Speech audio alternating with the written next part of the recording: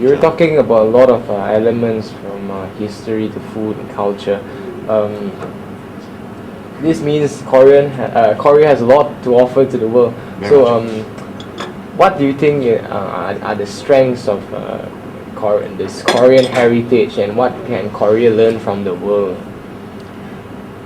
What can Korea learn from the world? And what are the strengths of the Korean heritage? Korea can learn everything from the world, but I mean, what the world can learn from Korea is Korea is the country, I think, in the world with the densest concentration of energy. Yeah? Korea has so much energy, yeah? And that energy is the reason why Korea has taken off like this. Like if you look at the last 50-year history, there's no other country like Korea that has catapulted itself from a country like 50 years ago that was receiving aid from the West, from the United States and Europe and so on. Now it's giving aid to other countries. 50 years ago, Korea was about 1/4 of the GDP of the Philippines. Yeah. Now it's one of the OECD countries. It's one of the leading industrial countries in the world. All industries, sports, culture, all of that is taking off like that. But why? Because there's this energy in the culture that infects the people, and that comes out in so many different areas. So this energy itself is the product that the world can take away from Korea. I think so. One of my slogans that I'm thinking of for the future is, why come to Korea? Recharge your energy. Yeah. If your energy is a little bit run down, your battery is a little low, come to Korea and recharge. Renew yourself, renew your spirit, inspiration. That's what Korea can offer to the world.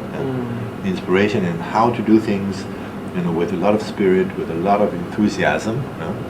So I think the Korean energy comes in three shapes.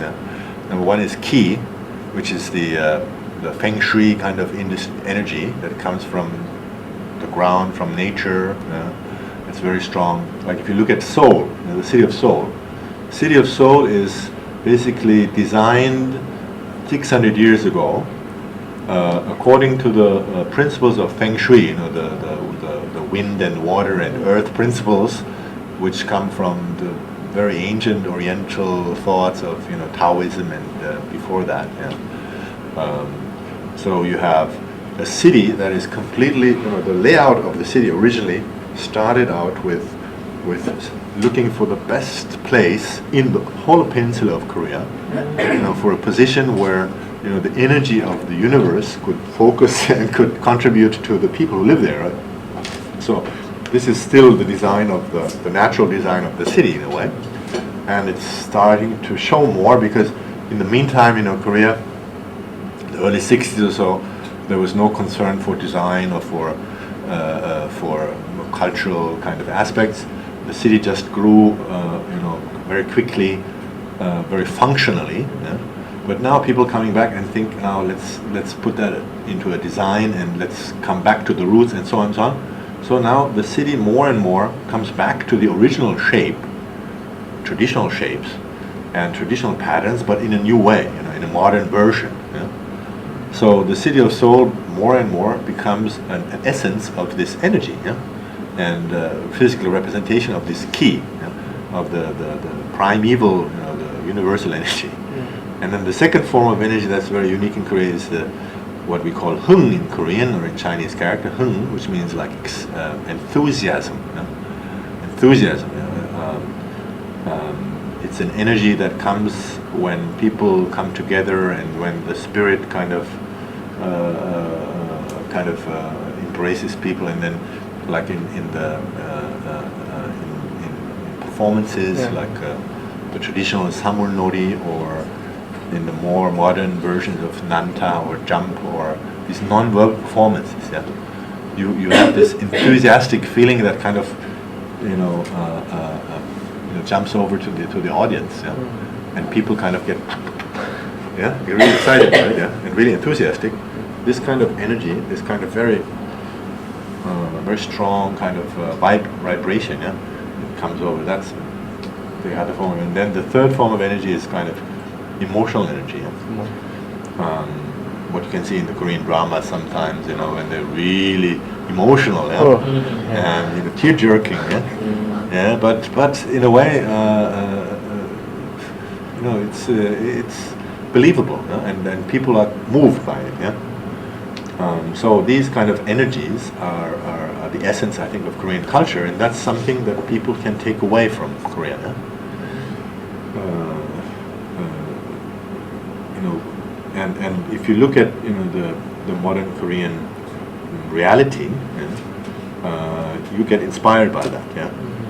So I think that's a very attractive thing. So when people go on holiday, when people go on tourism, what they look for is kind of go away from their everyday life and see something they've not used to, see something new, get some inspiration, get some new ideas, get some new spirit, you know, some new courage and some new power and so on. Yeah.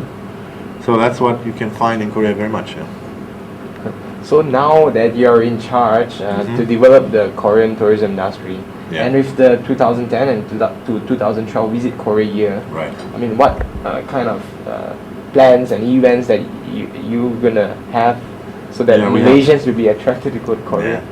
Yeah, we have a lot of attractive for the Visit Korea. We offer a lot of incentives, and they'll come out next year. The thing is, the organization is kind of at the moment still not completely coordinated.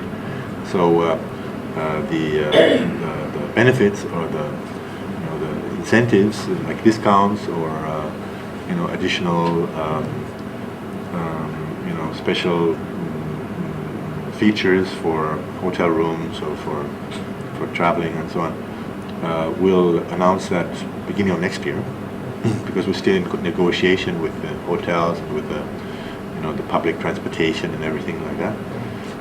But we'll have a huge number of events, some major festivals, and we have in Korea there is in a year there are about 2,000 festivals, local festivals all over the place.